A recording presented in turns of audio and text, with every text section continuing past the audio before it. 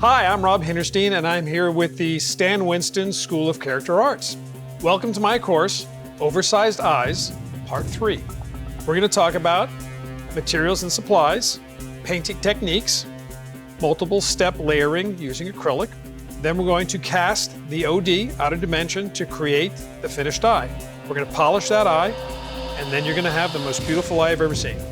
The approach that I'm going to teach you today is going to allow you to create multi-dimensional depth in your eyes.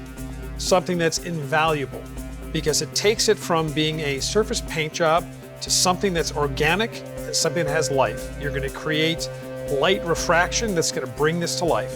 And believe me, when you see what you can create, it's going to change your world. I'm very excited to take you through the final steps in this process, so let's get to it.